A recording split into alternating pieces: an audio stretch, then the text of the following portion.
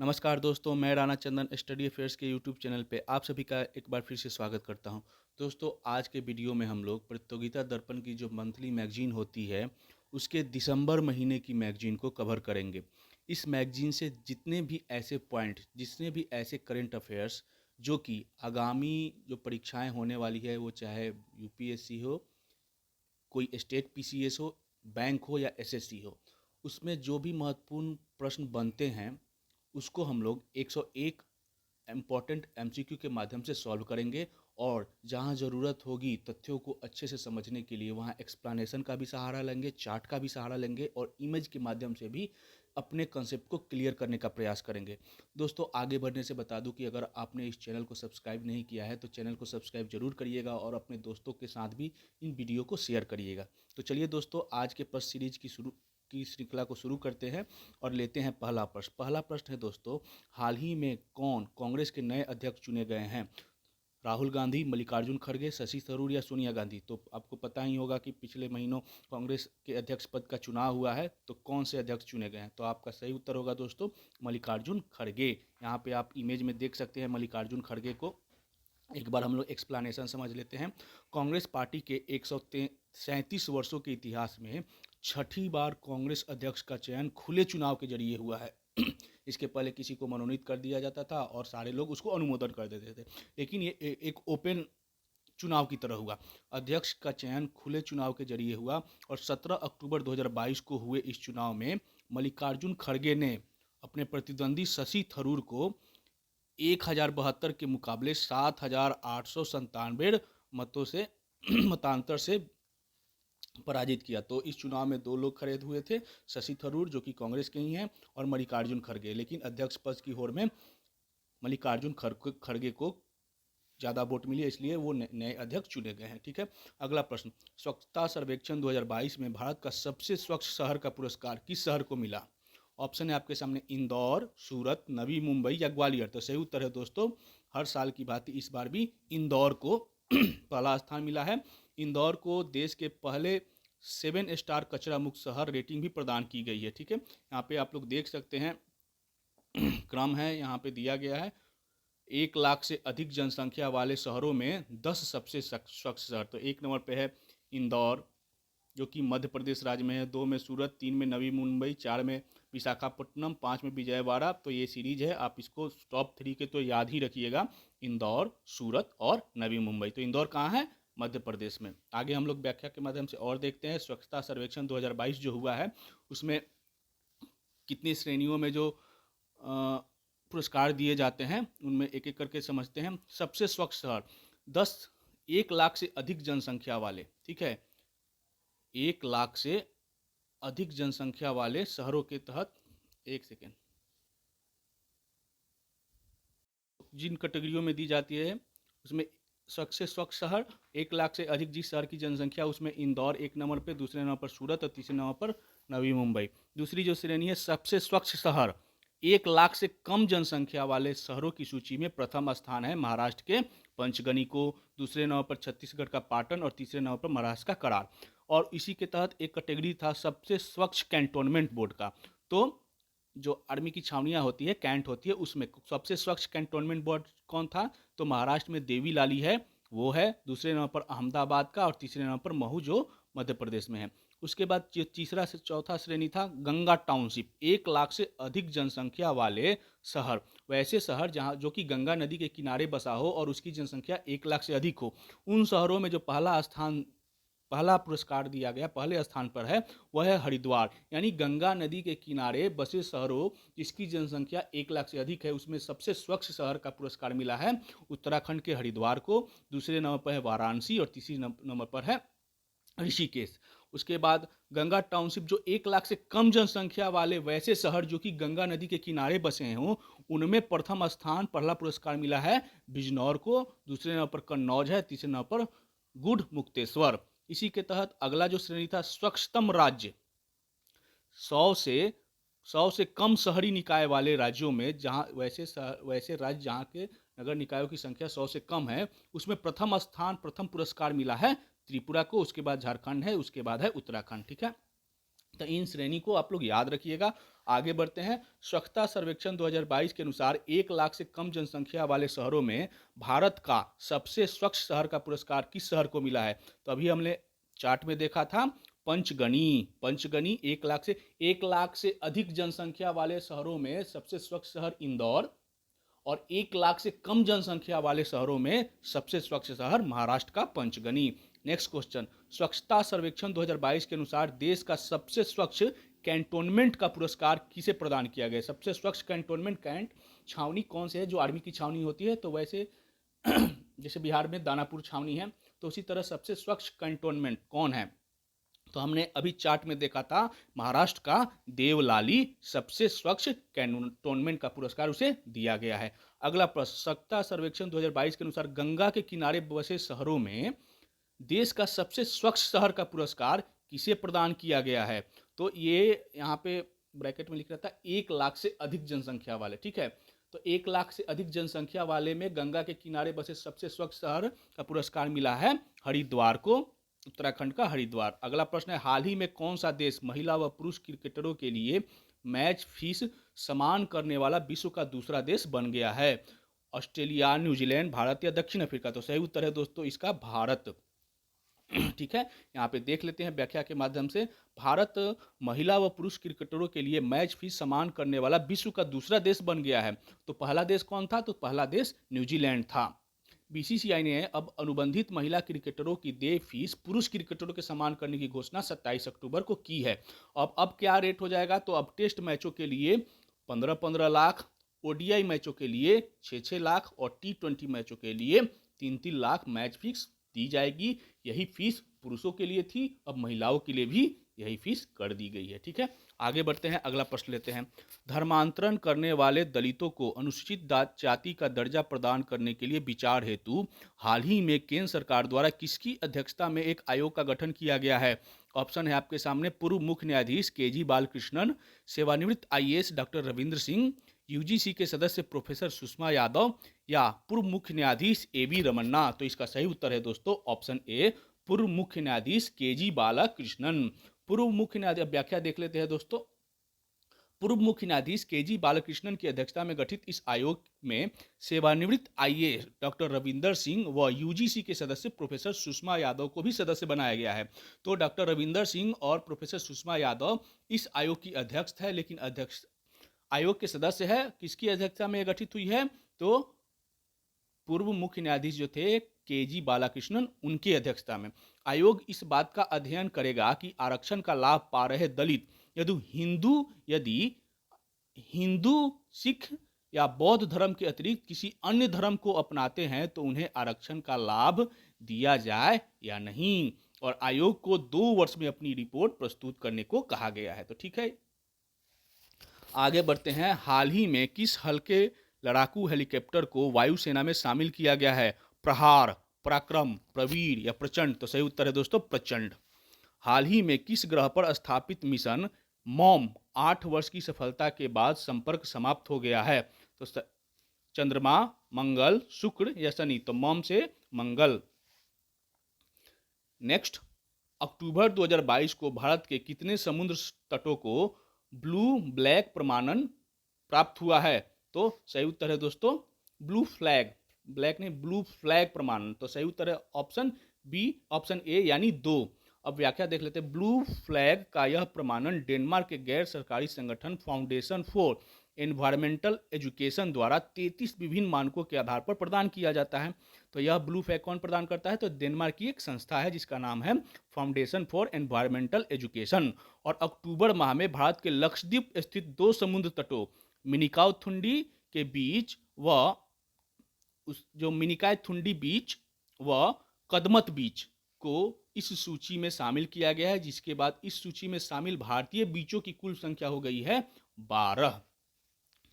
Next, युवा 2.0 YUVA 2.0 योजना संबंधित है युवा खिलाड़ियों के प्रोत्साहन हेतु, युवा लेखकों के प्रोत्साहन हेतु, युवा कलाकारों के प्रोत्साहन हेतु या उपरोक्त? युवा लेखकों के प्रोत्साहन हेतु सरकार द्वारा युवा 2.0 योजना शुरू की गई है। नेक्स्ट क्वेश्चन, UGC द्वारा विश्वविद्यालयों एवं महाविद्यालयों में किस एक नए पद का सृजन किया गया है? Practitioner professor, professor of practice या प्रोफेसर ऑफ प्रोफेसर। तो सही उत्तर है दोस्तों इसका प्रोफेसर ऑफ प्रैक्टिस। एक नया पद प्रोफेसर ऑफ प्रैक्टिस पद के लिए पीएचडी या किसी अकादमिक डिग्री की आवश्यकता इसके लिए नहीं होगी, बल्कि संबंधित क्षेत्र में, आप किसी क्षेत्र में हैं, किसी फैकल्टी के अपने क्षेत्र में कम से कम 15 वर्षों का अनुभव वाले विशेषज्ञों को प्रोफेसर ऑफ प्रैक्टिस के रूप में नियुक्त किया जाएगा। कहाँ? तो विश्वविद्यालयों और महाविद्यालयों में। Next question, mission school of excellence की शुरुआत किस राज्य में की गई है? राजस्थान, झारखंड, उत्तर प्रदेश या गुजरात? तो सही उत्तर है दोस्तों गुजरात। नेक्स्ट, टाइम की विश्व यूनिवर्सिटी रैंकिंग 2023 में शीर्ष पर कौन से संस्थान है? यूनिवर्सिटी ऑफ ऑक्सफोर्ड जो कि यूके में है, यूनिवर्सिटी हार्वर्ड यूनिवर्सिटी जो कि अमेरिका में है, या यूनिवर्सिटी ऑफ कैम्ब्रिज यूके, या स्टैनफोर्ड यूनिवर्सिटी अमेरिका? तो इसका सही उत्तर है दोस्तों option A, university of Oxford जो कि यूके में है, जिसे ऑक्सफोर्ड यूनिवर्सिटी के भी नाम से जाना जाता है। तो यह टाइम जो मैगजीन है, टाइम की जो पत्रिका है, उसमें विश्व की यूनिवर्सिटी 2023 की रैंकिंग में इसे दुनिया में पहला स्थान दिया गया है। टाइम की विश्व यूनिवर्सिटी रैंकिंग 2023 में शीर्ष 300 में भारत के किस एकमात्र संस्थान को स्थान प्राप्त हुआ है? तो इस सूची में टॉप 300 में भारत के मात्र एकमात्र संस्था है जिसका नाम है Indian institute of science Bengaluru. आप इमेज में ये देख सकते हैं, बेंगलोर में इतनी खूबसूरत वादियों में यह इंस्टीट्यूट बसा हुआ है बनाया गया है। ठीक है। नेक्स्ट क्वेश्चन, हाल ही में किस राज्य में मच्छू नदी पर बने केबल ब्रिज टूटने से लगभग 150 लोगों को डूबकर मृत्यु हो गई? बिहार, गुजरात, हिमाचल प्रदेश या जम्मू कश्मीर? तो काफ़ी न्यूज में था उस समय, और उस समय गुजरात में चुनाव भी होने वाले थे, तो यह सही उत्तर है दोस्तों गुजरात। हाल ही में इसरो ने किस कंपनी के 36 उपग्रहों को सफलतापूर्वक अंतरिक्ष में स्थापित किया? तो इसका सही उत्तर है दोस्तों OneWeb। यहाँ व्याख्या में देख लेते हैं। इसरो द्वारा 23 अक्टूबर 2022 को देश में ही विकसित अत्याधुनिक व भारी रॉकेट LVM-3 MK M2, जिसे लॉन्च व्हीकल मार्क 3 इसका पुराना नाम था GSLV M2, अब इसी का नया नाम दे दिया गया है LVM-3 M2 यानी लॉन्च व्हीकल मार्क 3। तो इसके जरिए ब्रिटेन की एक कंपनी है OneWeb, उसके 36 उपग्रहों को श्रीहरिकोटा स्थित सतीश धवन अंतरिक्ष केंद्र से सफलतापूर्वक अंतरिक्ष की निचली कक्षा में स्थापित किया गया। 5,796 किलोग्राम पेलोड वाला यह भारत का पहला रॉकेट था। यानी इतनी भारी भरकम की जो पेलोड होती थी ना, तो भारत कैरू स्थित जो यूरोपियन स्पेस एजेंसी की जो उसके थ्रू अपने उपग्रह को अंतरिक्ष में सैटेलाइट में भेजे जाते थे। लेकिन अब भारत ने यह अपनी तकनीक विकसित कर ली है, इतने भारी भरकम पेलोड को भी रॉकेट के द्वारा अंतरिक्ष में प्रक्षेपित करने लगा। तो इसरो के इस सबसे भारी रॉकेट की यह पहली वाणिज्यिक उड़ान थी। ठीक है, आगे बढ़ते हैं, अगला प्रश्न लेते हैं। OneWeb किस देश की कंपनी है? तो अभी मैंने बताया OneWeb जो है ब्रिटेन की कंपनी है। हाल ही में देश के किस राज्य में विश्व के सबसे ऊंची शिव प्रतिमा विश्वास स्वरूपम का लोकार्पण किया गया है? राजस्थान, बिहार, उत्तर प्रदेश, गुजरात? तो यह राजस्थान में बनाया गया है। राजस्थान के राजसमंद जिले के नाथद्वार में स्थापित की गई विश्व की इस सबसे ऊंची शिव प्रतिमा को विश्वास स्वरूपम नाम दिया गया है। इस प्रतिमा की ऊंचाई कितनी है? तो 369 फीट, जिसके निर्माण में लगभग 3000 टन स्टील और लोहा तथा 2.5 लाख टन कंक्रीट व रेत का इस्तेमाल किया गया है। अगला प्रश्न, तेलंगाना के क्षेत्रीय दल तेलंगाना राष्ट्र समिति, जिसे TRS भी कहा जाता है, का नाम बदलकर अब क्या कर दिया गया है? भारत राष्ट्र समिति, तेलंगाना राष्ट्रीय पार्टी, तेलंगाना जनता पार्टी या तेलंगाना देशम पार्टी? तो इसका सही उत्तर है दोस्तों भारत राष्ट्र समिति, BRS कर दिया गया है TRS का नाम। अक्टूबर 2022 में भारतीय मूल के ऋषि सुनक कहाँ के नए प्रधानमंत्री बनाए गए हैं? तो सबको पता होगा यूनाइटेड किंगडम के ये है ऋषि सुनक। और इनके बारे में आपको पता ही होगा कि ये जो भारत के जो बड़े TCS कंपनी के उद्यमी हैं नंदन नीलेकनी, इनकी पुत्री से इनका विवाह हुआ है। ऋषि सुनक कंजर्वेटिव पार्टी के ऋषि सुनक के प्रधानमंत्री बनने से पहले इस पार्टी की लीज ट्रस्ट 45 दिन तक प्रधानमंत्री रहने के बाद इस्तीफा दे दी थी। ऋषि सुनक इन्फोसिस के सह संस्थापक नारायण मूर्ति के दामाद है। नारायण मूर्ति की पुत्री अक्षता मूर्ति से उनकी मुलाकात कैलिफोर्निया में स्टैनफोर्ड यूनिवर्सिटी में पढ़ाई के दौरान हुई थी और बाद में दोनों का विवाह 2009 में हुआ था। तो TCS के इन्फोसिस के संस्थापक नारायण मूर्ति के ये दामाद है। ऋषि सुनक, मैंने गलती से TCS बोल दिया था, नंदन नीलेकनी बोल दिया था, ठीक है। आगे बढ़ते हैं। हाल ही में स्वीडन के नए प्रधानमंत्री कौन बने हैं? Ulf Kristersson, Magdalena Andersson, Lula da Silva, Giorgia Meloni. तो सही उत्तर है दोस्तों मेगलादेना एंडरसन, और ये है स्वीडन की नई प्रधानमंत्री। हाल ही में इटली की पहली महिला प्रधानमंत्री कौन बनी है? तो इटली की पहला महिला प्रधानमंत्री बनी है जॉर्जिया मेलोनी। इटली की पहली महिला प्रधानमंत्री जॉर्जिया मेलोनी। हाल ही में ब्राज़ील के नए प्रधानमंत्री कौन बने हैं? तो ब्राज़ील के प्रधानमंत्री जो पहले थे जायर बोल्सोनारो, उनको चुनाव में हराकर नए प्रधानमंत्री बने हैं लूला डी सिल्वा। और इससे पहले भी जायर बोल्सोनारो के पहले भी लूला डी सिल्वा ही ब्राज़ील के प्रधानमंत्री थे। अब फिर से ये चुनाव जीतकर प्रधानमंत्री बन गए हैं। नेक्स्ट क्वेश्चन, निम्न में से किस देश में पिछले 9 माह के अंदर दूसरी बार सैन्य तख्तापलट हुआ है? तो इसका सही उत्तर है दोस्तों बुर्किना फासो। जनवरी 2022 में सैन्य तख्तापलट का शिकार हुए बुर्किना फासो में एक बार पुनः 34 वर्षीय सैन्य अधिकारी इब्राहिम ट्रोरे ने लेफ्टिनेंट कर्नल पॉल हेनरी दबीका की सरकार का तख्ता पलट कर सत्ता पर नियंत्रण 1 अक्टूबर को कर लिया है। हाल ही में किस देश के विरुद्ध सुलह, जवाबदेही व मानवाधिकारों को बढ़ावा देने के लिए एक प्रस्ताव UNHCR में पारित किया गया है? पाकिस्तान, भारत, रूस या श्रीलंका? तो यह सही उत्तर है ऑप्शन डी श्रीलंका। श्रीलंका के विरुद्ध 47 सदस्यीय संयुक्त राष्ट्र मानवाधिकार परिषद यानी United nation human commission right के में एक प्रस्ताव लाया गया और इस प्रस्ताव में 20 देशों ने इसके पक्ष में, जबकि चीन व पाकिस्तान सहित 7 देशों ने विपक्ष में तथा भारत सहित 20 देशों ने मतदान में अनुपस्थित रहा। तो 20 और 7 के मत से यह श्रीलंका के विरोध में यह प्रस्ताव पारित हो गया। लिविंग प्लैनेट्स रिपोर्ट 2022 के अनुसार 1970 से 2018 की अवधि में पृथ्वी पर जीव जंतुओं की संख्या में कितने प्रतिशत की गिरावट दर्ज की गई है? तो एक संस्था है लिविंग प्लैनेट के नाम से यह रिपोर्ट प्रकाशित की जाती है। इसके अनुसार इन लगभग 48 वर्षों में 69% जो जीव जंतु है वो इनकी संख्या में पृथ्वी पर गिरावट आई है। ठीक है। नेक्स्ट क्वेश्चन, उइगर मुस्लिमों के विषय पर संयुक्त राष्ट्र मानवाधिकार परिषद में चीन के विरुद्ध लाए गए प्रस्ताव पर भारत ने अपना मत दिया। पक्ष में, विपक्ष में, अनुपस्थित रहा? इसमें कोई नहीं, तो भारत इस प्रस्ताव पर अनुपस्थित रहा। चीन के सिजियान क्षेत्र में लाखों उइगर मुस्लिमों को शिविर में हिरासत में रखने के मुद्दे पर उसके विरुद्ध अमेरिका, कनाडा व ब्रिटेन आदि देशों ने एक प्रस्ताव लाया था और इस प्रस्ताव पर मतदान में भारत सहित 11 देशों ने अनुपस्थिति दर्ज की, जबकि 19-17 के मतांतर से यह प्रस्ताव खारिज हो गया। यानी चीन के पक्ष में 19 देशों ने वोट दिया और विपक्ष में यानी अमेरिका सहित कनाडा, ब्रिटेन के पक्ष में 17 देशों का प्रस्ताव आया, पक्ष में लोगों ने वोट दिया। इसकी तरह से यह प्रस्ताव खारिज हो गया।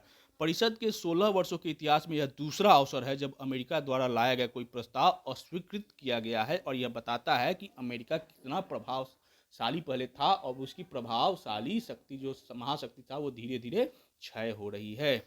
नेक्स्ट क्वेश्चन, 30 सितंबर 2022 को रूस ने यूक्रेन के कितने क्षेत्रों को अपने भूभाग में शामिल किए जाने की घोषणा की थी? ऑप्शन है 2, 3, 4, 5। तो टोटल 4। यहाँ पे आप मैप में भी देख सकते हैं कि यूक्रेन के 4 क्षेत्र कौन, लुहांस्क, दोनेत्स्क, खार्सन और जेपोरोजिया।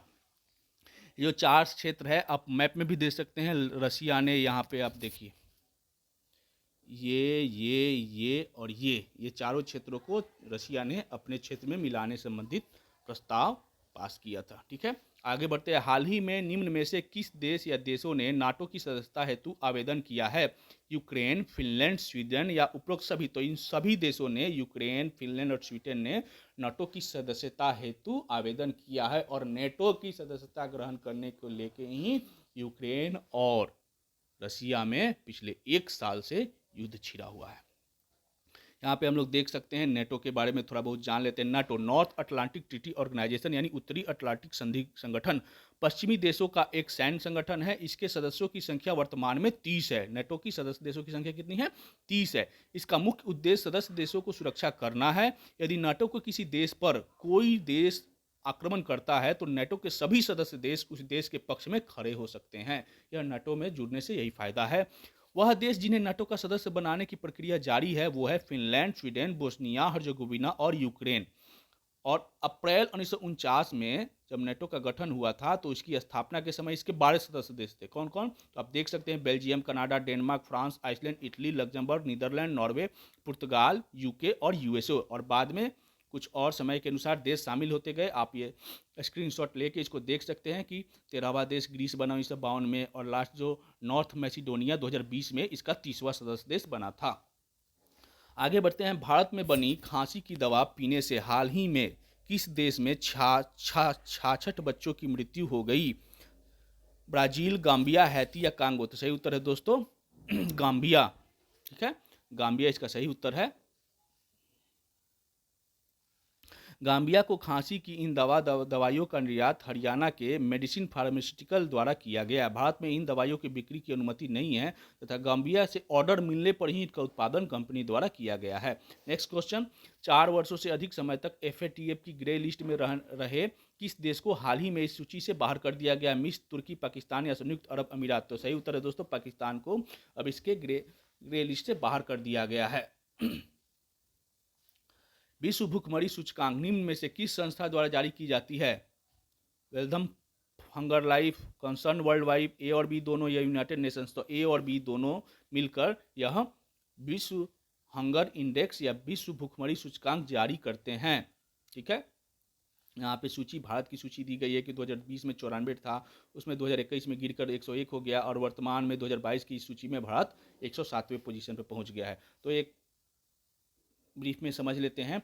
विभिन्न देशों के लिए ग्लोबल हंगर इंडेक्स जो रिपोर्ट अब 2 गैर सरकारी संगठन वेल्थ हंगर लाइफ जो कि जर्मनी की एक संस्था है और कंसर्न वर्ल्ड वाइड जो कि आयरलैंड की संस्था है, इसके द्वारा जारी की जाती है। इस सूचकांक का आकलन 4 पैरामीटर के आधार पर किया जाता है: under nutrition, child wasting, child stunting और चाइल्ड मोर्टालिटी रेट। इस आधार पर यह इसका आकलन किया जाता है। 15 अक्टूबर 2022 को जारी इस इंडेक्स में भारत को गंभीर स्थिति में रखा गया है और भारत की रैंकिंग कुल 121 देशों में 107वें पायदान पर है। पिछले वर्ष भारत की रैंकिंग 101 स्थान पर थी और कुल देशों की संख्या 128 थी और सबसे निचला स्थान दिया गया है यमन को। विकसित देशों के लिए यह सूचकांक आकलित नहीं किए जाते। जो विकसित के देश हैं उनको इसमें शामिल नहीं किया जाता है। और इस रिपोर्ट के बारे में केंद्र सरकार ने इस रिपोर्ट को खारिज करते हुए कहा है कि इस रिपोर्ट में भारत की छवि को एक ऐसे राष्ट्र के रूप में दिखाया गया है जो कि अपनी जनसंख्या की खाद्य सुरक्षा और पोषण संबंधी जरूरतों को पूरा नहीं करता।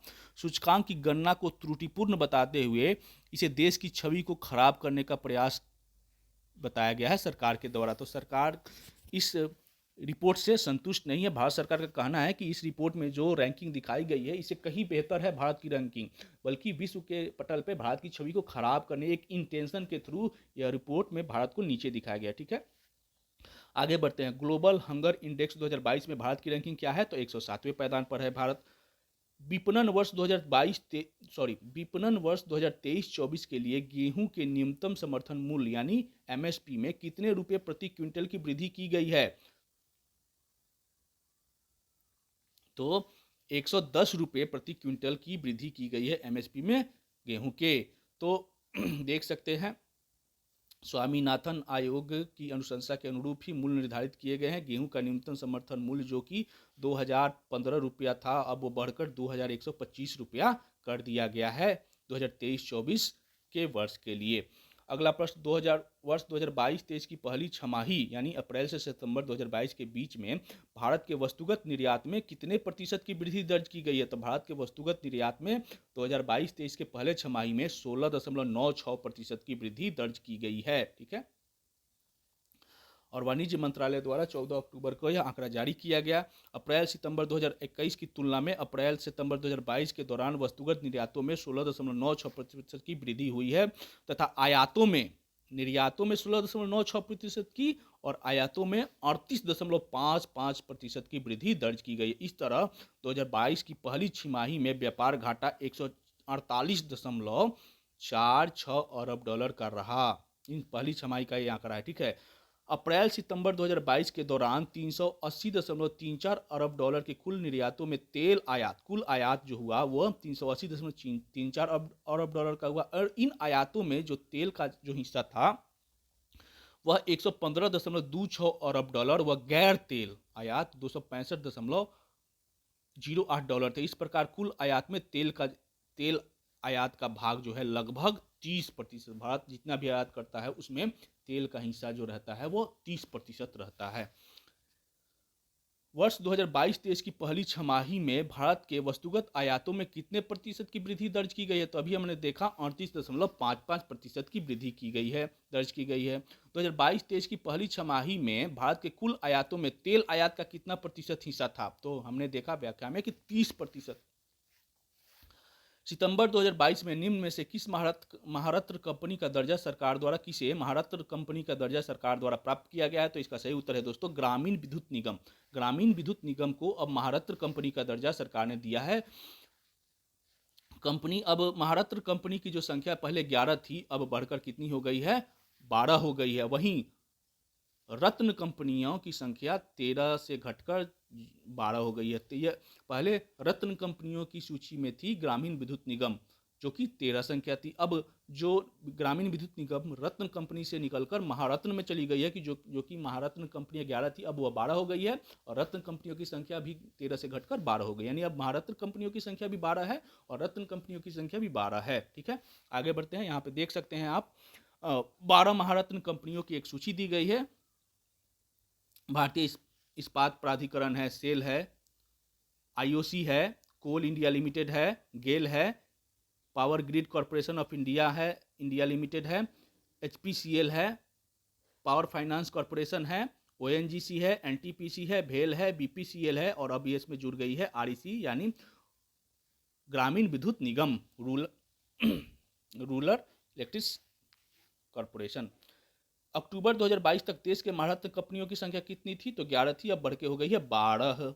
नेक्स्ट, तीसरे अग्रिम अनुमानों के अनुसार फसल वर्ष 2021-22 में देश के बागवानी फसलों का उत्पादन लगभग कितना अनुमानित किया गया है? तो इसका सही उत्तर है दोस्तों 342 मिलियन टन। यहाँ पे आप व्याख्या में देख सकते हैं तीसरे अग्रिम अनुमानों में वर्ष 2022-23 के दौरान देश में बागवानी फसलों का उत्पादन कुल उत्पादन 342.33 मिलियन टन होने का अनुमान है, जो एक वर्ष पूर्व के 334.66 मिलियन टन की तुलना में 2.3% अधिक है। कुल जो उत्पादन है उसमें फलों का उत्पादन 102.48 मिलियन टन है और सब्जियों का उत्पादन 204.84 मिलियन टन रहा। बागवानी फसलों की तरह के तहत क्षेत्र 2020-21 में 27.48 मिलियन हेक्टेयर था, जो 2021-22 में बढ़कर 28.08 मिलियन हेक्टेयर हो गया है। इस प्रकार इसके क्षेत्र में जो बुआई जो क्षेत्र होता है उसमें भी 2.2% की वृद्धि दर्ज की गई है। अक्टूबर 2022 में प्रधानमंत्री किसान सम्मान निधि की कौन सी किस्त किसानों को जारी की गई? तो 12वीं किस्त जारी की गई और दिसंबर 2018 से प्रारंभ की गई प्रधानमंत्री किसान सम्मान निधि योजना के तहत प्रत्येक वर्ष 6-6 हज़ार सालाना मदद किसानों को दी जाती है और यह 3 किस्तों में 2-2 हज़ार करके दी जाती है। इंडिया मोबाइल कांग्रेस का आयोजन अक्टूबर 2022 में कहाँ किया गया? तो इंडिया मोबाइल कांग्रेस का आयोजन नई दिल्ली में किया गया। 1 अक्टूबर 2022 को नई दिल्ली के प्रगति मैदान में प्रधानमंत्री नरेंद्र मोदी ने इंडिया मोबाइल कांग्रेस का उद्घाटन के दौरान भारत में 5G सेवाओं को भी लॉन्च किया और इसी दौरान भारत में 5G सेवाएं भी प्रारंभ हो गई। भारती एयरटेल ने देश के 8 शहरों कौन कौन? दिल्ली, मुंबई, चेन्नई, बेंगलुरु, हैदराबाद, सिलीगुड़ी, नागपुर तथा वाराणसी में उसी दिन 5G की सेवाएं उपलब्ध करा दी, जबकि 5G प्लस की सेवाएं आने से 5G की सेवाएं आने से इंटरनेट उपभोक्ताओं में भी काफ़ी उत्साह है। अब 5G नेटवर्क पर 30 गुना अधिक गति से इंटरनेट सेवाएं उपलब्ध हो सकेगी। यानी अभी आप जो नेट सर्च करिएगा, अभी जिस स्पीड से आपके पेज खुलते थे उसे 30 गुना अधिक 5G के आ जाने से पेज खुलने लगेगी। देश में 5G प्लस सेवाओं की शुरुआत वर्ष 2022 में कब हुई? तो हमने अभी देखा 1 अक्टूबर 2022 से। भारती एयरटेल ने 1 अक्टूबर 2022 से देश के कितने शहरों में 5G की सेवाएं शुरुआत की? तो टोटल 8 शहरों में। वित्तीय वर्ष 2021-22 के लिए रेल कर्मियों के लिए कितने दिन का बोनस सरकार ने प्रदान किया है? तो हर वर्ष 78 दिनों का बोनस सरकार द्वारा दिया जाता है।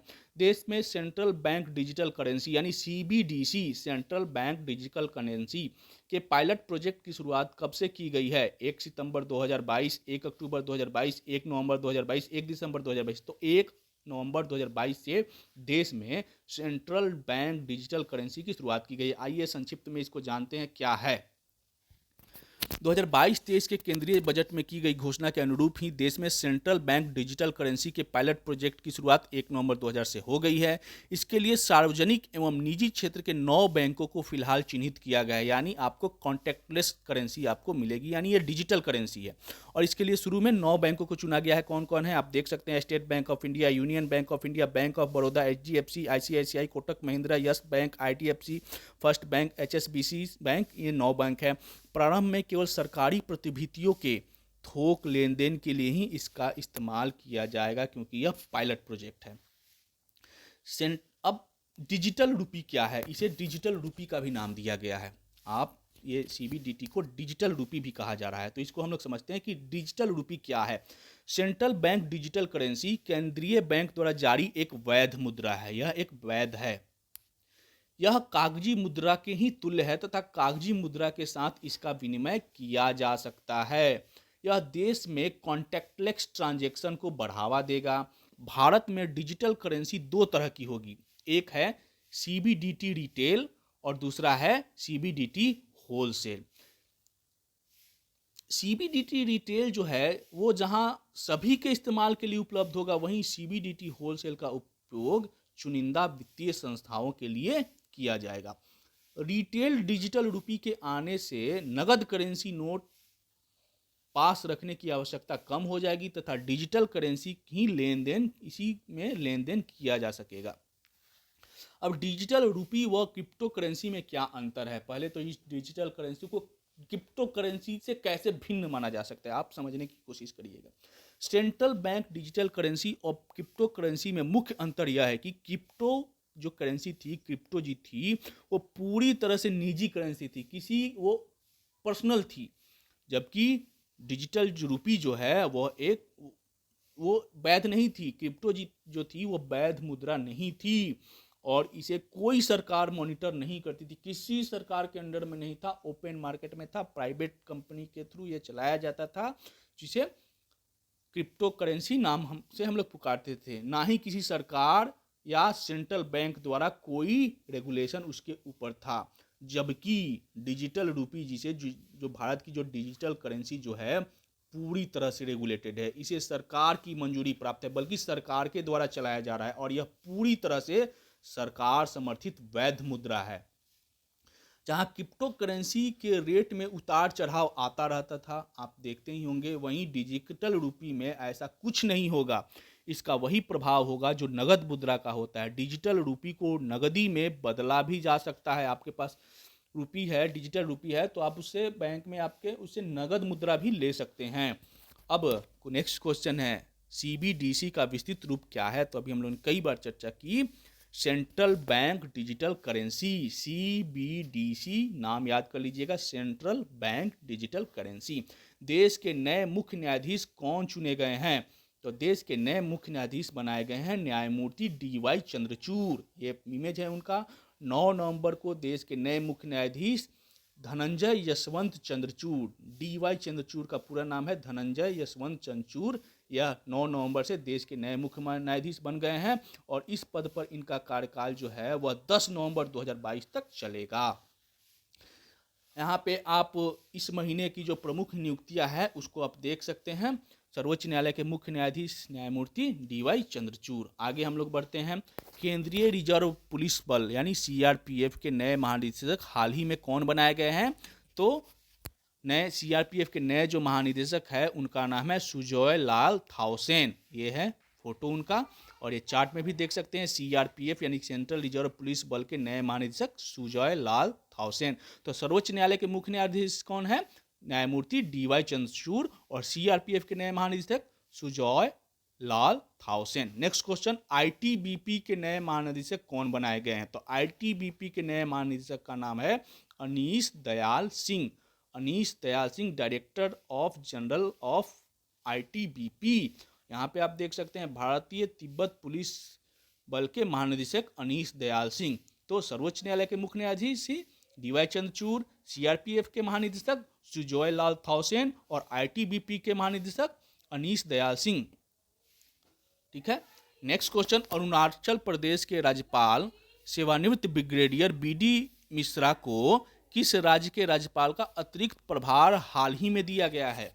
जो वर्तमान में अरुणाचल प्रदेश के राज्यपाल है, जिनका नाम जो कि सेवानिवृत्त ब्रिगेडियर है BD मिश्रा, उनको एक अन्य राज्य का अतिरिक्त प्रभार दिया गया। किस राज्य का? तो अब यह अरुणाचल प्रदेश के साथ साथ मेघालय का भी राज्यपाल यही होंगे। ठीक है, देश के नए रक्षा सचिव कौन बनाए गए हैं? तो देश के नए रक्षा सचिव का नाम है गिरिधर अरमानी। गिरिधर अरमानी देश के नए रक्षा सचिव होंगे। अगला प्रश्न, हाल ही में वित्त मंत्रालय की वित्तीय सेवा सचिव के पद पर किसे नियुक्त किया गया है? तो वित्त मंत्रालय में वित्तीय सेवा सचिव होंगे विवेक जोशी। वित्त मंत्रालय में वित्तीय सेवा सचिव विवेक जोशी और रक्षा सचिव गिरिधर अरमानी। आगे बढ़ते हैं, भारत के महापंजीयक एवं जनगणना आयुक्त किसे नियुक्त किया गया है? तो मृत्युंजय कुमार नारायण, इमेज में आप देख सकते हैं, भारत के नए महापंजीयक एवं जनगणना आयुक्त चुना गया है, क्योंकि इस वर्ष जनगणना भी होने वाले हैं, चल भी रहा है, कहीं कहीं अभी इनिशियल हुआ है। नेक्स्ट क्वेश्चन, वित्त मंत्रालय में राजस्व सचिव के पद पर किसकी नियुक्ति हाल ही में की गई है? तो राजस्व सचिव के पद पर संजय मल्होत्रा की नियुक्ति की गई है। वित्त मंत्रालय में राजस्व सचिव होंगे संजय मल्होत्रा। निम्न में से कौन सुमेलित है? देश के नए रक्षा सचिव गिरिधर अरमानी सही है। वित्त मंत्रालय में वित्तीय सेवा सचिव विवेक जोशी, ये भी सही है। भारत के महापंजीयक एवं जनगणना आयुक्त मृत्युंजय कुमार नारायण, ये भी सही है। और वित्त मंत्रालय में राजस्व सचिव संजय मल्होत्रा, ये भी सही है। तो इसका सही उत्तर हो जाएगा उपरोक्त सभी सुमेलित है, यानी ई। नेक्स्ट क्वेश्चन, भारत के विंगमैन के नाम से प्रसिद्ध किस उद्यमी का निधन 1 अक्टूबर 2022 को हो गया? तुलसी तांती, धीरज कपूर, निपोन गोस्वामी या जय ईरानी? तो सही उत्तर है तुलसी तांती। असमी फिल्मों के किस प्रसिद्ध अभिनेता का निधन 27 अक्टूबर 2022 को हो गया? तुलसी तांती, धीरज कपूर, निपोन गोस्वामी, जय ईरानी? तो Nippon Goswami. Next question, steel man of India के रूप में विख्यात किस उद्यमी का निधन अक्टूबर 2022 में हो गया? तो ये है जे ईरानी। इन्हें स्टील मैन ऑफ इंडिया के नाम से भी जाना जाता था। नेताजी के नाम से विख्यात मुलायम सिंह यादव का निधन हाल ही में हो गया। उनका संबंध किस पार्टी से था? जनता पार्टी, राष्ट्रीय जनता दल, समाजवादी पार्टी या बहुजन समाज पार्टी? तो सही उत्तर है दोस्तों समाजवादी पार्टी। मुलायम सिंह का निधन हाल ही में हो गया। अब हम लोग देखते हैं प्रमुख पुरस्कार और सम्मान। राजस्थान शासन का गांधी सद्भावना पुरस्कार 2022 कितने लोगों को प्रदान किया गया? 2, 3, 4, 5। तो 5 लोगों को दिया गया। आप यहाँ पे देख सकते हैं, सबके फोटो दी गई है, एक तरफ महात्मा गांधी का और एक तरफ राजस्थान के जो मुख्यमंत्री है उनकी फोटो दी गई है। और इन 5 लोगों के नाम है डॉक्टर SN सुब्बा राव, उन्हें मरणोपरांत दिया गया है, जो कि बेंगलोर के हैं। और जयपुर के श्री नेमी चंद जैन भाव की, इन्हें भी मरणोपरांत दिया गया है। तीसरा व्यक्ति है डॉक्टर DR मेहता, जयपुर के। और चौथे हैं श्री अमरनाथ भाई, वाराणसी के। और 5वें हैं श्री कुमार प्रसाद, दिल्ली के। तो इन 5 लोगों को गांधी सद्भावना पुरस्कार 2022 से सम्मानित किया गया है, जिसमें 2 लोग मरणोपरांत उन्हें दिया गया और 3 लोग अभी वर्तमान में हैं। नेक्स्ट क्वेश्चन, फ्रांसीसी फुटबॉल पत्रिका द्वारा दिया जाने वाला वर्ष 2022 के सर्वश्रेष्ठ पुरस्कार के संबंध में निम्नलिखित में से कौन सुमेलित है? आपको सुमेलित में ही आंसर दे दिया गया है। सर्वश्रेष्ठ फुटबॉलर हेतु बैलोन डीओ पुरस्कार पुरुष क्षेत्र में यह दिया जाता है फ्रांसीसी पत्रिका द्वारा। यह किसे दिया गया? तो करीम बेंजामा, जो फ्रांस के खिलाड़ी है, उनको दिया गया। वही महिलाओं के लिए यह पुरस्कार यानी बैलोन डीओ पुरस्कार सर्वश्रेष्ठ फुटबॉलर फीमेल के लिए दिया गया है। एलेक्सिया पुटलेस, स्पेन की यह महिला फुटबॉल खिलाड़ी है, उन्हें दिया गया है। और सर्वश्रेष्ठ युवा फुटबॉलर हेतु कोपा ट्रॉफी किसे दिया गया है? तो बार्सिलोना क्लब की तरफ से खेलने वाले गावी को दिया गया है। इसलिए उपरोक्त सभी सुमेलित है। नेक्स्ट क्वेश्चन, यहाँ पे आप चार्ट में देख सकते हैं, सर्वश्रेष्ठ फुटबॉलर के लिए जो पुरुषों का बैलन डी पुरस्कार दिया गया है करीम बेंजामिन, फ्रांस के। महिलाओं में यह पुरस्कार दिया गया है स्पेन के एलेक्सिया पुटलेस को।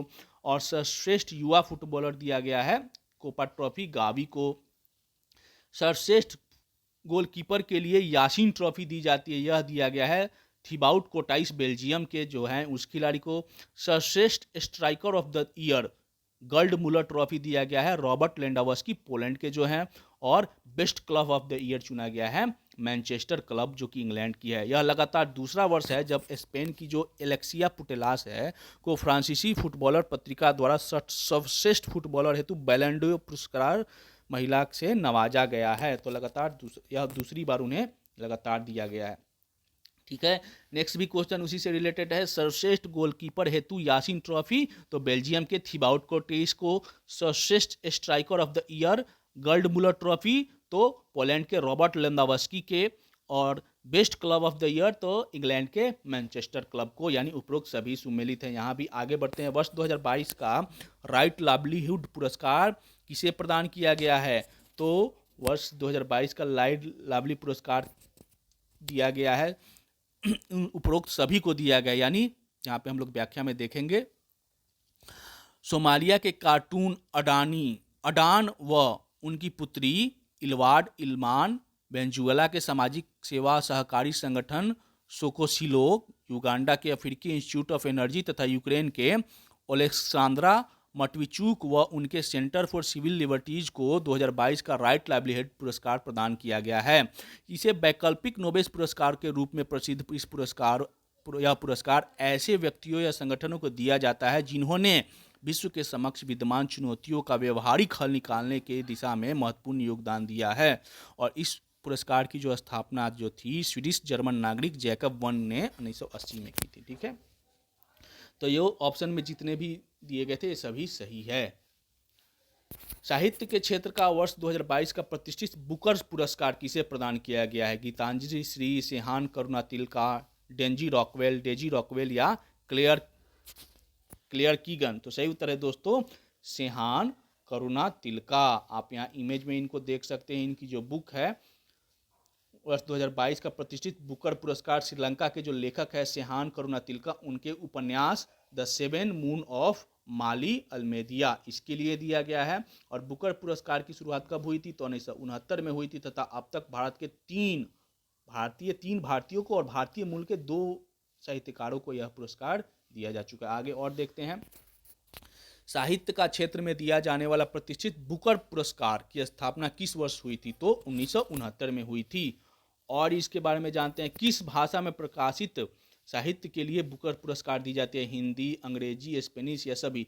तो अंग्रेजी भाषा में पुरस्कार किसी साहित्य को यह पुरस्कार दी जाती है बुकर पुरस्कार। आगे अब बढ़ते हैं। अब तक कितने भारतीयों को भारतीय मूल सहित कितने भारतीयों को बुकर पुरस्कार दिया जा चुका है? तो 3 और 2 5, टोटल 5 लोगों को। अब बुकर पुरस्कार आपने सुना होगा, गीतांजलि श्री का नाम आता होगा आपको तुरंत कि उन्हें कौन पुरस्कार, उन्हें भी तो बुकर पुरस्कार दिया गया। तो नहीं दोस्तों, 2 पुरस्कार हैं बुकर के नाम से, बुकर पुरस्कार व बुकर अंतर्राष्ट्रीय पुरस्कार। ये 2 पुरस्कार होते हैं जो साहित्य के क्षेत्र में दिए जाते हैं। उसमें क्या अंतर है आपको हम एक एक करके बताते हैं। बुकर पुरस्कार के बारे में सबसे पहले समझते हैं, जो कि अभी मिला है सेहान करुणा तिलका को। बुकर पुरस्कार व अंतर्राष्ट्रीय बुकर पुरस्कार, ये जो 2 साहित्य अलग अलग पुरस्कार है साहित्य के क्षेत्र में दिया जाता है।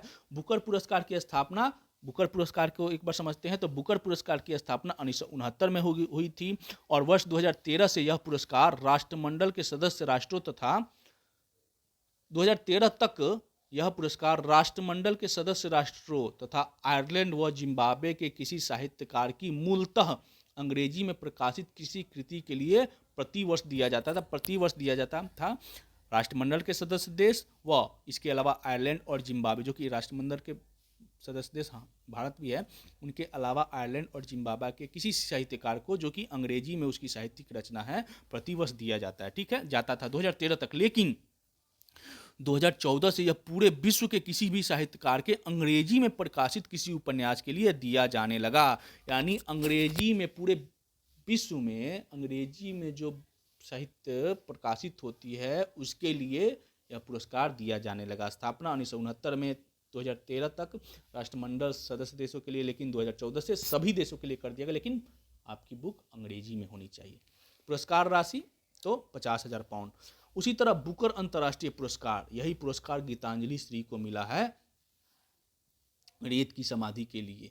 अब देखते हैं बुकर अंतर्राष्ट्रीय पुरस्कार, इसकी स्थापना 2005 में हुई थी तथा 2015 तक यह पुरस्कार संपूर्ण विश्व में किसी भी भाषा के साहित्यकार को साहित्य के क्षेत्र में उसके समग्र योगदान के लिए प्रत्येक 2 वर्ष के अंतराल पर दिया जाता था। यानी किसी भी भाषा में दिया जाता था। कब तक? 2015 तक, प्रत्येक 2 वर्षों के अंतराल पर बुकर अंतर्राष्ट्रीय पुरस्कार। लेकिन 2015 के पश्चात यह प्रति वर्ष दिया जाने लगा। साथ ही तथा यह पुरस्कार अब किसी भी भाषा में रचित, भाषा में पहले किसी भाषा में रचित लेखक को दिया जाता है, लेकिन 2015 में चुनाव की चेंज कर दिया, किसी भाषा में रचित जो कृति है उसका अंग्रेजी में अनुवाद हुआ हो उसी के लिए दिया जाएगा। आप अगर हिंदी में, पहले किसी भाषा के लिए दिया जाता, लेकिन उसका अंग्रेजी में अब अनुवाद कर दिया कि उस भाषा का किसी ने अंग्रेजी में अनुवाद किया है, तभी उस पुस्तक को दिया जाएगा बुकर अंतर्राष्ट्रीय पुरस्कार। ठीक है, इसके लिए भी 50,000 पाउंड पुरस्कार की राशि जो है 50,000 पाउंड कृति के लेखक व उसके अंग्रेजी अनुवादकों में बांट दी जाती है, समान रूप से विभाजित कर दी जाती है। यह पुरस्कार भारत की एकमात्र लेखिका गीतांजलि श्री को उनके उपन्यास टॉम्ब ऑफ सैंड्स, ठीक है, रेत की समाधि के लिए दिया गया। और उनकी अंग्रेजी में जो अनुवादक थी डेजी रॉकवेल को इसी वर्ष मिला है। गीतांजलि श्री जो रेत की समाधि लिखी थी, उनके जो अंग्रेजी अनुवादक थी डेजी रॉकवेल, उन दोनों को यह पुरस्कार मिला है। ठीक है, तो अब आपका कंफ्यूजन दूर हो गया होगा। बुकर अंतर्राष्ट्रीय पुरस्कार की स्थापना किस वर्ष हुई थी? तो अभी हमने देखा कि 2005 में। किस भाषा के में प्रकाशित किसी साहित्य के लिए बुकर अंतर्राष्ट्रीय पुरस्कार दी जाती है? हिंदी, अंग्रेजी, स्पेनिश या अंग्रेजी में अनुवादित किसी भी भाषा के साहित्यकार के लिए? तो ऑप्शन डी। अंतर्राष्ट्रीय हॉकी महासंघ के वर्ष 2021-22 का सर्वश्रेष्ठ पुरुष खिलाड़ी का पुरस्कार किसे प्रदान किया गया है? तो इसका सही उत्तर होगा दोस्तों भारत के हरमनप्रीत सिंह को। यहाँ देख लीजिए, एक बार हम लोग देख लेते हैं। तो सर्वश्रेष्ठ पुरुष खिलाड़ी तो भारत के हरमनप्रीत सिंह, और सर्वश्रेष्ठ महिला खिलाड़ी का पुरस्कार फेलिस एल्बर्स नीदरलैंड की जो है। सर्वश्रेष्ठ गोलकीपर का भी पुरस्कार भारत के श्रीजेश PR श्रीजेश को मिला, जबकि सर्वश्रेष्ठ महिला गोलकीपर सविता पुनिया भारत को ही मिला। सर्वश्रेष्ठ उदीयमान खिलाड़ी फ्रांस के टिमोटी क्लेमेंट को दिया गया, जबकि भारत की मुमताज खान को सर्वश्रेष्ठ महिला उदीयमान खिलाड़ी का अवार्ड मिला। वहीं सर्वश्रेष्ठ कोच जो है वो भारत के ग्राहम रीड पुरुष कोच को मिला, और वहीं महिलाओं में सर्वश्रेष्ठ कोच का पुरस्कार दिया गया भारतीय महिला टीम के कोच योकेन सपमैन को। यानी भारत ने इस पुरस्कारों में अपना झंडा गाड़ा है। अंतर्राष्ट्रीय हॉकी महासंघ के वर्ष 2021-22 का सर्वश्रेष्ठ महिला का खिलाड़ी का पुरस्कार किसे प्रदान किया गया? तो किसे प्रदान किया गया दोस्तों? फेलिस एल्बर्स नीदरलैंड की। Next question, Indian road Congress का 81वां अधिवेशन हाल ही में कहाँ हुआ? कानपुर, लखनऊ, नोएडा, दिल्ली? तो लखनऊ में हुआ। 22वां विश्व हिंदी सम्मेलन फरवरी 2023 में कहाँ आयोजित होगी?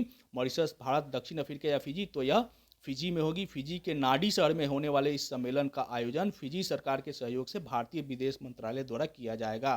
तो 12वां विश्व हिंदी सम्मेलन फिजी के नाडी में। पुस्तक द 7 मून्स ऑफ माली अल्मेदिया के लेखक कौन है? तो अभी हमने देखा श्रीलंका के सिहान करुणारत्ने, जिन्हें बुकर पुरस्कार दिया गया। ठीक है, 2022 का बुकर पुरस्कार उन्हें प्रदान किया गया। और बुकर अंतर्राष्ट्रीय पुरस्कार गीतांजलि श्री और डॉजी रॉकवेल को दिया गया। पुस्तक सुल्तान ए मेमोरीज के लेखक कौन है? तो सुल्तान ए मेमोरीज के लेखक पाकिस्तानी क्रिकेटर वसीम अकरम है। भारतीय नौसेना का एक MiG-29K विमान अक्टूबर 2022 में कहाँ दुर्घटनाग्रस्त हो गया? तो यह गोवा के तट पर दुर्घटनाग्रस्त हो गया। सितंबर 2022 के अंतिम सप्ताह में किस तूफान ने अमेरिका में फ्लोरिडा के तटीय क्षेत्रों में भारी तबाह मचाई? सियान, विली, इयान या सियोल? तो इयान जो तूफान है, जिसे कैटेगरी 4 का तूफान कहा गया, यह अमेरिका में 2005 में आए सबसे भयावह तूफान कैटरीना तूफान के बाद अब तक का सबसे शक्तिशाली तूफान था। कौन? तो इयान। नेक्स्ट क्वेश्चन, भारत में निम्न में से किस देश या देशों के साथ मिलकर IMT ट्रिलर नामक संयुक्त नौसैनिक अभ्यास अक्टूबर 2022 में संपन्न किया? तो किस देश के साथ? तो मोजाम्बिक व तंजानिया के साथ मिलकर यह त्रिपक्षीय सैनिक अभ्यास तंजानिया के दार ए सलाम के तट पर 27 अक्टूबर से 29 अक्टूबर 2022 को संपन्न हुआ। कौन कौन से देश? तो भारत, मोजाम्बिक व तंजानिया, यह तीनों देशों की नौसेनाओं का पहला त्रिपक्षीय सैन्य अभ्यास था, नौसैनिक अभ्यास। नेक्स्ट क्वेश्चन, भारत व किस देश की नौसेनाओं का संयुक्त अभ्यास सिम्बेक्स का 29वां संस्करण विशाखापत्तनम में 26 से 30 अक्टूबर 2022 को संपन्न हुआ? तो यह सिंगापुर के साथ हुआ। सिम्बैक्स देख लेते हैं। सिम्बैक्स भारतीय नौसेना का किसी विदेशी नौसेना के साथ सबसे पुराना अबाधित नौसैनिक अभ्यास संयुक्त अभ्यास है। 1994 से शुरू इस नौसैनिक अभ्यास का पिछला 28वां संस्करण 2021 में दक्षिण चीन सागर में संपन्न हुआ था और इसका पहला बंदरगाह चरण विशाखापट्टनम में 26 से 27 अक्टूबर को तथा दूसरा चरण 28 से 30 अक्टूबर को बंगाल की खाड़ी में संपन्न हुआ। 2 चरणों में। SIMBEX Singapore. Next question, Bharat ने निम्न में से किस देश या देशों के साथ मिलकर इब्समर 7 नामक संयुक्त नौसैनिक अभ्यास अक्टूबर 2022 में किया? तो यह किसके साथ? IBSAMAR इब्समर। ब्राजील व दक्षिण अफ्रीका। भारत, ब्राजील व दक्षिण अफ्रीका की नौसेनाओं की संयुक्त त्रिपक्षीय समुद्री अभ्यास का 7वां संस्करण 10 से 12 अक्टूबर को दक्षिण अफ्रीका के पोर्ट एलिजाबेथ में आयोजित किया गया। तो इब्समर 7 नामक संयुक्त अभ्यास भारत, ब्राजील व दक्षिण अफ्रीका के बीच। अब हम लोग खेल जगत से महत्वपूर्ण घटनाओं को देखते हैं। आपको स्क्रीनशॉट लेके आप एक एक को आप वन लाइनियर में देख सकते हैं। आगे हम इसी से ही प्रश्न शुरू करेंगे। हाल ही में संपन्न लंदन मैराथन 2022 में विजेता रहे असोम किपरूते किस देश के पुरुष धावक है? त्रिनिदाद, इथोपिया, अमेरिका या कीनिया? तो यह कीनिया के धावक है। लंदन मैराथन 2022 के विजेता अमोस किपरूते कहाँ के खिलाड़ी है? कीनिया के। हाल ही में संपन्न लंदन मैराथन 2022 में विजेता रही येलेम जर्फ येहू आलो किस देश की महिला धावक है? त्रिनिदाद, इथोपिया, अमेरिका या कीनिया? तो यह इथोपिया की धाविका है। लंदन मैराथन 2022 में महिला वर्ग के विजेता है ये।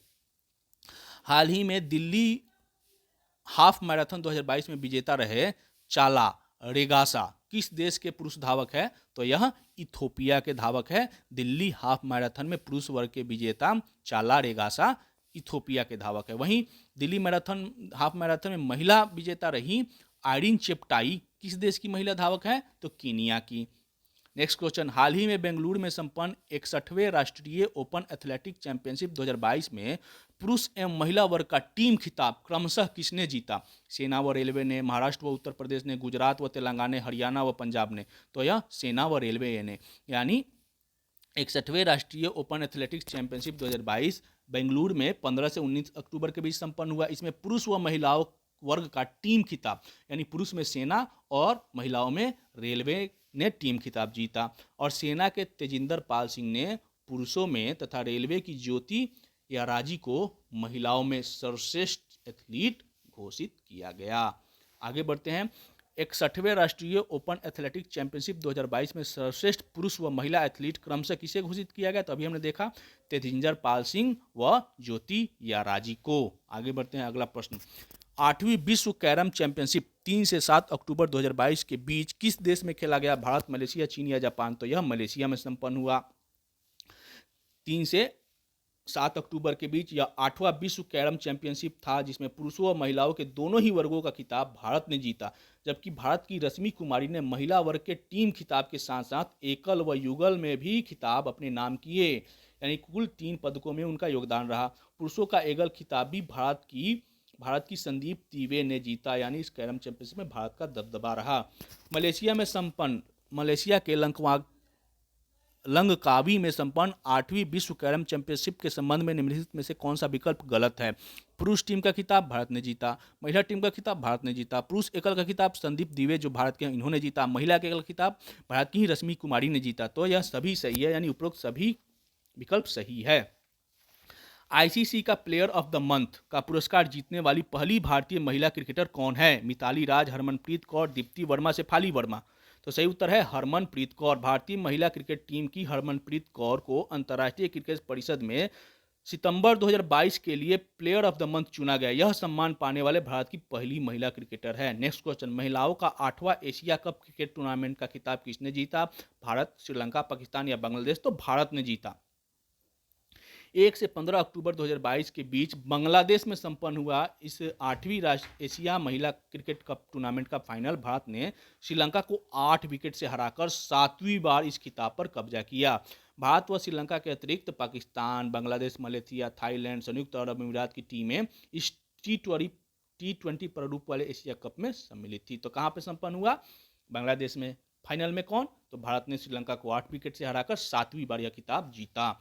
नेक्स्ट क्वेश्चन, 98वीं ईरानी कप क्रिकेट टूर्नामेंट किसने जीता? सौराष्ट्र, उत्तर प्रदेश, कर्नाटक या शेष भारत? तो शेष भारत ने जीता और यह 2019-20 का खिताब ट्रॉफी थी। 1 से 5 अक्टूबर 2022 को राजकोट में खेला गया 98वीं ईरानी कप, जो कि 2019-20 का ये ईरानी कप है। यह मैच 2019-20 के रणजी ट्रॉफी बिरेजा सौराष्ट्र और शेष भारत के बीच 2022 में खेला जाना था, लेकिन आपको पता है 2021-22 पूरा कोरोना का साल रहा, इसके कारण यह रद्द रहा। तो 2022 में यह मैच खेला गया और शेष भारत ने सौराष्ट्र को हराकर ईरानी ट्रॉफी पर कब्जा किया। हाल ही में किसे भारतीय क्रिकेट कंट्रोल बोर्ड का नया अध्यक्ष चुना गया है? सौरभ गांगुली, रोजर बिन्नी, जय शाह या राजीव शुक्ला? तो रोजर बिन्नी।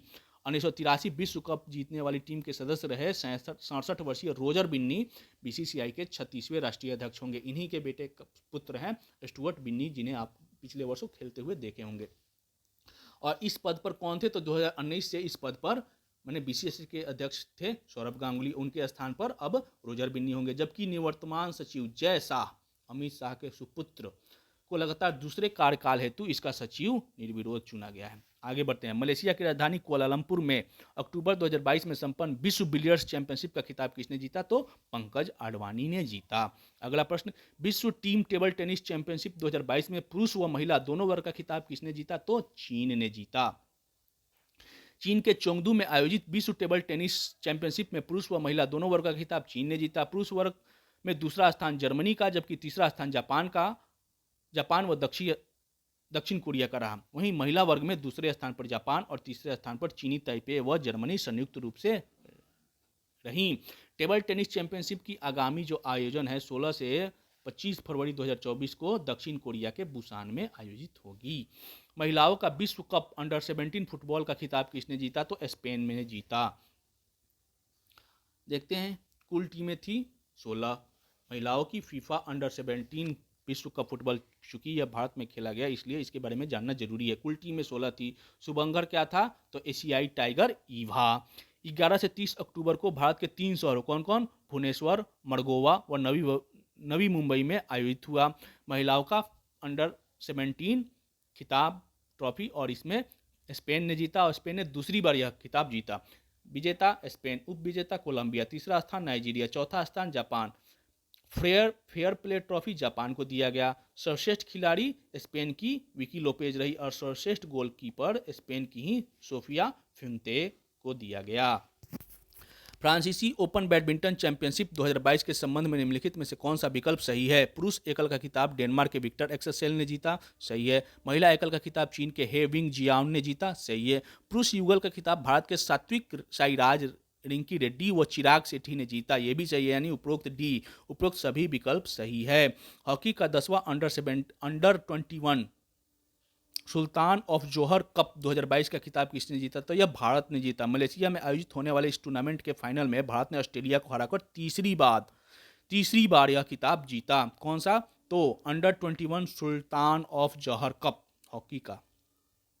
वर्ष 2022 का फार्मूला 1 रेसों का विश्व चैंपियनशिप कौन बने हैं? तो यह रेडबुल के मैक्स वर्स्टेपेन बने हैं। अंतिम प्रश्न आज का, ऑस्ट्रेलिया के विक्टोरिया में आयोजित होने वाले 23वें राष्ट्रमंडल खेलों में निम्न में से किस खेल को शामिल नहीं किया गया है? कुश्ती, तीरंदाजी, ए और बी दोनों या शूटिंग? तो कुश्ती और तीरंदाजी दोनों को शामिल नहीं किया गया। एक बार हम लोग ब्रीफ नोट देख लेते हैं। वर्ष 2026 के विक्टोरिया ओलंपिक में शूटिंग को शामिल किया गया है, जबकि कुश्ती व तीरंदाजी को इस बार बाहर कर दिया गया है। 2022 के बर्मिंघम राष्ट्रमंडल खेलों में भारत ने 6 स्वर्ण, 2 रजत व 5 कांस्य सहित सर्वाधिक 12 जो पदक कुश्ती में ही जीते थे। और 23वें राष्ट्रमंडल खेल जो आगामी होने वाला है उसमें यही खेल को तीरंदाजी और कुश्ती दोनों ही खेलों को बाहर कर दिया गया, जबकि 2022 में शूटिंग नहीं था, उसे शामिल किया गया 2026 के खेलों में। ठीक है, तो आज के लिए दोस्तों इतना ही। उम्मीद है कि आपको यह प्रतियोगिता दर्पण की जो सीरीज अच्छी लगी होगी, और दोस्तों अगर अच्छा लगे तो चैनल को लाइक, शेयर और सब्सक्राइब जरूर करिएगा। धन्यवाद।